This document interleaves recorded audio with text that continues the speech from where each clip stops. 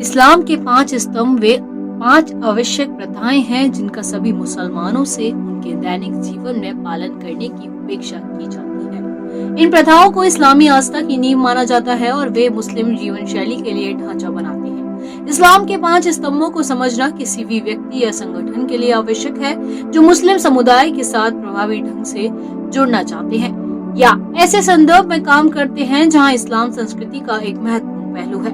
5 खंबा पैकी पहला खंब शहादा या शरीजी घोषणा। ये इस्लाम विश्वास का सबसे बुनियादी पहलू है और ये बयान है कि प्रत्येक मुस्लिम को अल्लाह में एक सच्चे ईश्वर के रूप में और मोहम्मद में अपने दूत के रूप में अपने विश्वास की पुष्टि करने के लिए करना चाहिए।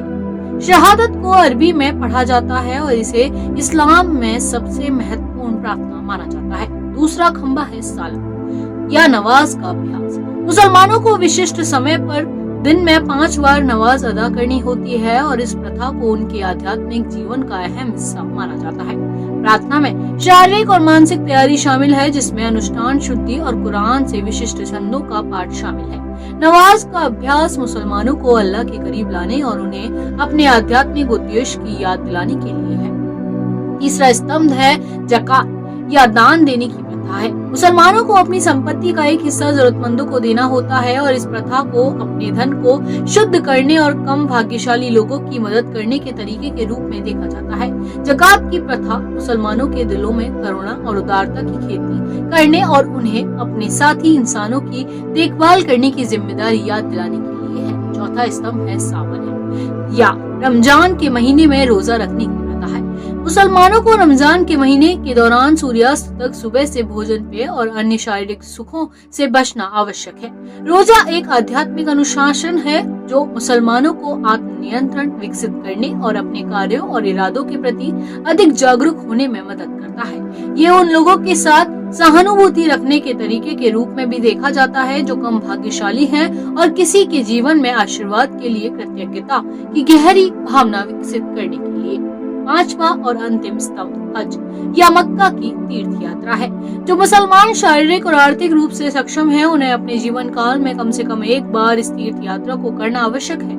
हज आध्यात्मिक शुद्धिकरण और नवीनीकरण की यात्रा है और इसे दुनिया भर के मुसलमानों को आस्था और भक्ति के साझा अनुभव के साथ लाने के तरीके के रूप में देखा जाता है। शहादा शहादा जिसे ईमान की घोषणा भी कहा जाता है, इस्लाम का पहला और सबसे बुनियादी स्तंभ है। ये इस्लामी विश्वास में सबसे महत्वपूर्ण प्रार्थना है और विश्वास के एक बयान के रूप में कार्य करता है जिसे हर मुस्लिम को करना चाहिए। शहादा अल्लाह की एकता को एक सच्चे ईश्वर के रूप में और मोहम्मद की पैगंबरी को अपने अंतिम दूत के रूप में घोषित करता है।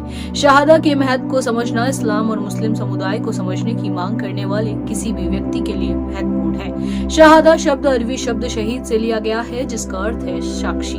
शहादा विश्वास का एक प्रमाण है जो मुसलमानों को अल्लाह में उनके विश्वास और पैगंबर मोहम्मद की शिक्षाओं का पालन करने की उनकी प्रतिबद्धता के लिए एक अनुस्मारक के रूप में कार्य करता है। ईमान की घोषणा अरबी में पढ़ी जाती है और इसे इस्लाम में सबसे महत्वपूर्ण प्रार्थना माना जाता है।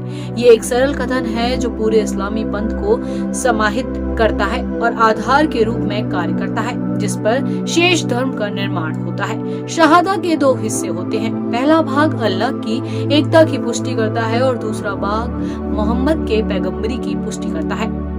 शहादा के पहले भाग में कहा गया है कि अल्लाह के अलावा कोई देवता नहीं है। यह घोषणा ईश्वर की पूर्ण एकता में इस्लामी विश्वास की पुष्टि करता है और इस्लाम में एक शुरुआत के महत्व को पर भी जोर देता है। मुसलमानों का मानना है कि केवल एक ईश्वर है और वह ब्रह्मांड और उसमें सब कुछ का निर्माता है। शहादा के दूसरे भाग में कहा गया है मोहम्मद अल्लाह का दूत है। ये घोषणा इस्लामी विश्वास की पुष्टि करती है कि मोहम्मद अल्लाह द्वारा भेजे गए अंतिम पैगंबर थे जो मानवता को सही मार्ग की ओर निर्देशित करते थे। मुसलमानों का मानना है कि पैगंबर इस्लाम ने हजरत जिब्राइल के दूत के माध्यम से अल्लाह की ओर से कुरान का संदेश प्राप्त किया था और उन्हें मानवता को धार्मिकता और नैतिकता श्रेष्ठता की ओर पढ़ाने और मार्गदर्शन करने के लिए भेजा गया था। शहादत न केवल ईमान की घोषणा है बल्कि इस्लामी जीवन शैली के प्रति प्रतिबद्धता भी है। ये मुसलमानों को पैगंबर इस्लाम की शिक्षाओं का पालन करने और इस्लाम के सिद्धांतों के अनुसार अपना जीवन जीने के अपने दायित्व की याद दिलाने का काम करता है। ईमान की घोषणा को इबादत का एक सरल अभी तक शक्तिशाली कार्य माना जाता है और इसे मुसलमानों द्वारा दैनिक आधार पर पढ़ा जाता है। अंत में शहादा इस्लाम का पहला और सबसे मौलिक स्तंभ है। ये विश्वास का एक सरल लेकिन शक्तिशाली बयान है जो अल्लाह की एकता और मोहम्मद के पैगंबर इस्लाम की पुष्टि करता है। शहादा के महत्व को समझना इस्लाम और मुस्लिम समुदाय को समझने की मांग करने वाले किसी भी व्यक्ति के लिए बहुत महत्वपूर्ण है। ये पैगंबर इस्लाम की शिक्षाओं का पालन करने और इस्लाम के सिद्धांतों के अनुसार अपने जीवन को जीने की उनकी प्रतिबद्धता के मुसलमानों के लिए एक अनुस्मारक के रूप में कार्य करता है। सलाह इस्लाम का दूसरा स्तंभ है। सलाह एक मौलिक प्रथा है जो मानसिक और शारीरिक रूप से सक्षम हर वयस्क मुसलमान पर अनिवार्य है। ये दिन में 5 बार अल्लाह की इबादत करने का कार्य है और ये इस्लाम में इबादत का सबसे महत्वपूर्ण कार्य है। अपने धार्मिक दायित्वों को पूरा करने का एक साधन है बल्कि ये अल्लाह के साथ अपने संबंध को मजबूत करने, उसकी क्षमा मांगने और उसके आशीर्वाद के लिए कृतज्ञता व्यक्त करने का एक तरीका भी है। कुरान में सलाह के महत्व पर बल दिया गया है, जहाँ इसका उल्लेख कई बार पूजा के अनिवार्य कार्य के रूप में किया गया है। पैगंबर इस्लाम ने भी सलाह के महत्व पर बहुत जोर दिया है और इसे इस्लाम की केंद्रीय प्रथाओं में से एक बना दिया। बताया जा रहा है कि उन्होंने कहा, पहली बात यह है कि कयामत के दिन नौकर का हिसाब लिया जाएगा। यदि ये बुरा है तो उसके बाकी कर्म भी बुरे ही होंगे। सलाह इबादत का एक भौतिक और आध्यात्मिक कार्य है जिसमें कुरान की आयतों का पाठ, खड़े होना, झुकना, सजदा करना और बैठना शामिल है। ये मक्का में काबा की दिशा का सामना करते हुए किया जाता है जो इस्लाम में सबसे पवित्र स्थल है। मुसलमानों को पूरे दिन में 5 खास समय पर सलाह अदा करनी होती है। फर्ज, दान, दरू, मध्याय, आसर, दोपहर, मगरिब, सूर्यास्त और ईशा, रात। ये समय सूर्य की स्थिति से निर्धारित होते हैं और स्थान के आधार पर अलग अलग होते हैं।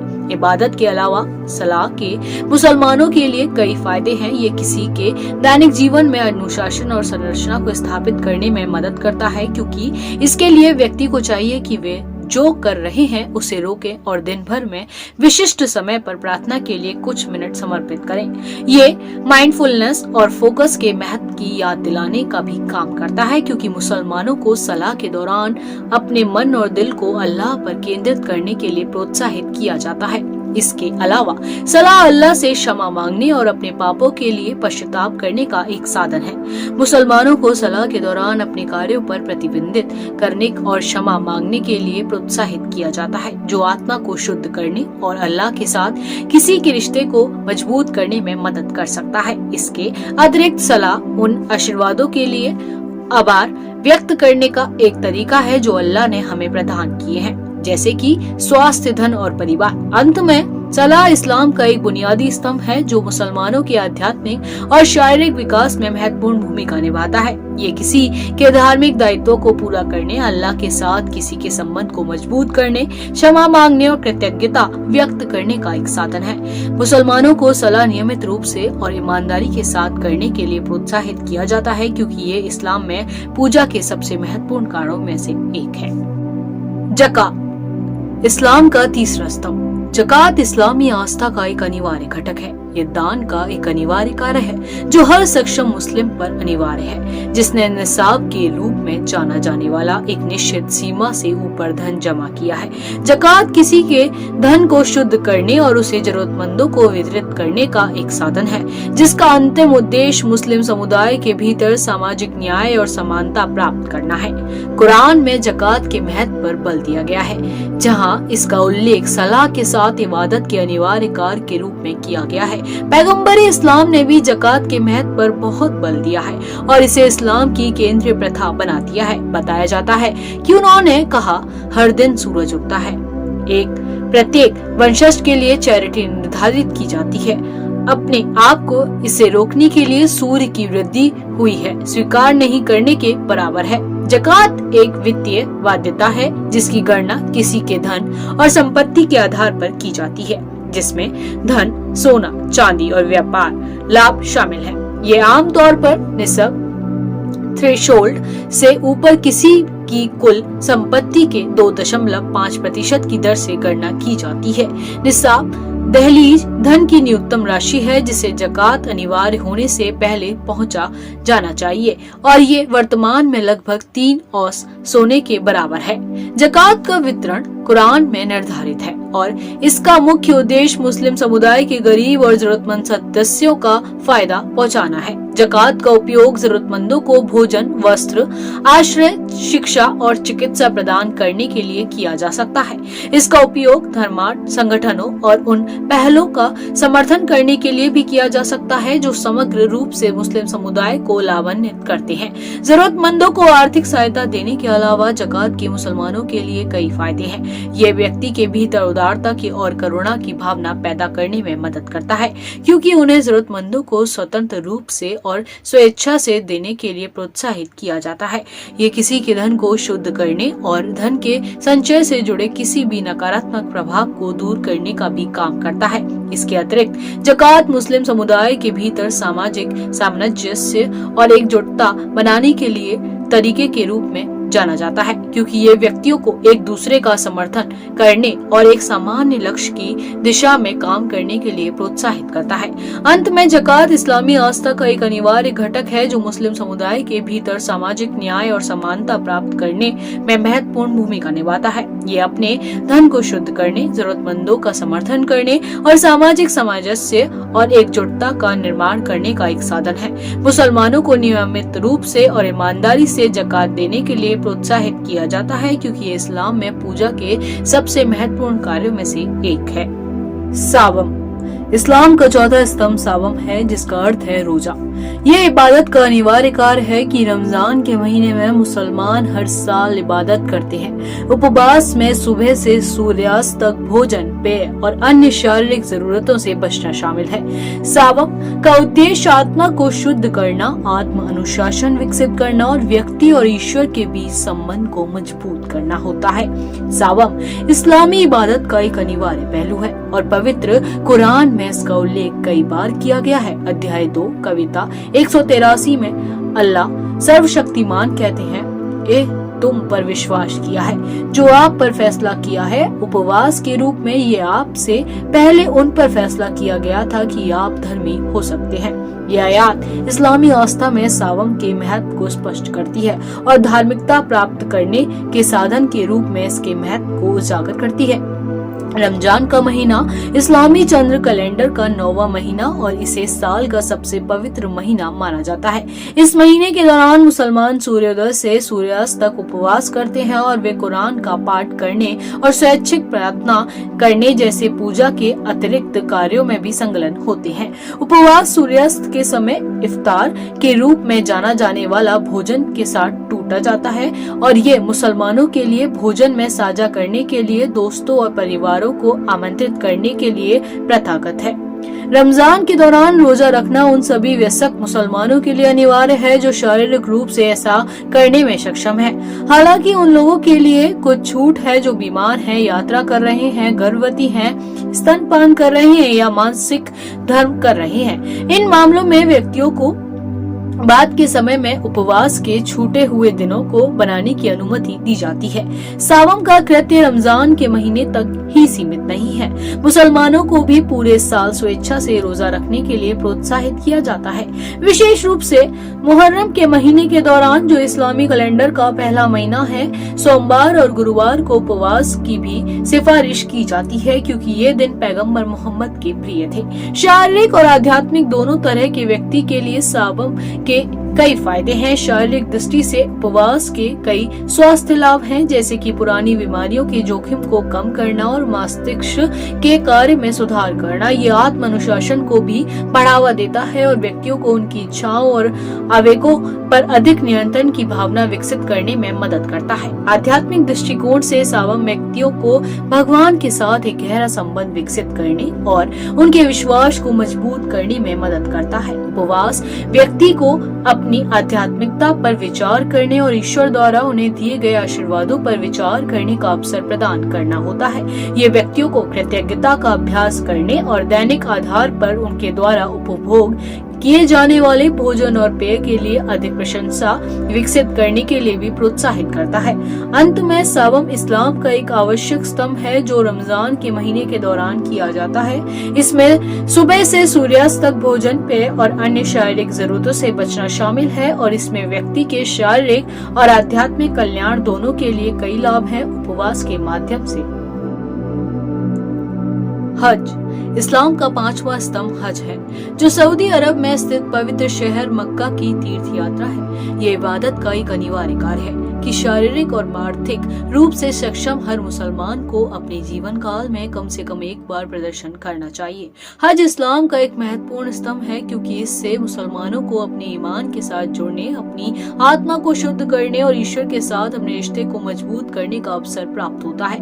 हज यात्रा इस्लामी कैलेंडर के अंतिम महीने धूमल इजहा के महीने के दौरान होती है। दुनिया भर के मुसलमान हज करने के लिए मक्का की यात्रा करते हैं, जिसमें इतिहास और परंपरा में ढली हुई रस्मों की एक श्रृंखला शामिल होती है। हज एक गहरा आध्यात्मिक और सांप्रदायिक अनुभव है और इसे एक मुस्लिम की आध्यात्मिक यात्रा का शिखर माना जाता है। हज के अनुष्ठानों में काबा का दौरा करना शामिल है, जो मक्का में ग्रैंड मस्जिद के केंद्र में स्थित पवित्र घन के आकार की संरचना है। मुसलमान काबा के चारों ओर 7 बार एक घड़ी की दिशा में घूमते हैं, एक अभ्यास जिसे तवाफ के रूप में माना जाता है। वे सैर भी करते हैं, जिसमें साफा और मारवा की पहाड़ियों के बीच 7 बार चलना शामिल है। ये रस्म पैगंबर इब्राहिम की पत्नी हजर की कहानी और उसके नवजात बेटे इस्माइल के लिए पानी की तलाश पर आधारित है। हज की एक और महत्वपूर्ण रस्म अराफात में खड़ा होना, जो धूमल हिजा के 9वें दिन होता है। मुसलमान दिन को नमाज और चिंतन में बिताते हैं, अपने गुनाहों के लिए क्षमा मांगते हैं और अल्लाह से प्रार्थना करते हैं। सूर्यास्त के बाद वे मुज़दलिफा के मैदान में चले जाते हैं, जहां वे सितारों के भी नीचे रात बिताते हैं। पत्थरबाजी अनुष्ठान के लिए कंकड़ इकट्ठा करते हैं। पत्थरबाजी की रस्म, जिसे जमरत के नाम से जाना जाता है, में 3 स्तंभों का कंकड़ फेंकना शामिल है, जो शैतान का प्रतिनिधित्व करते हैं। ये बुराई को अस्वीकार करने और धार्मिकता और भगवान के प्रति भक्ति का जीवन जीने की प्रतिबद्धता का प्रतीक है।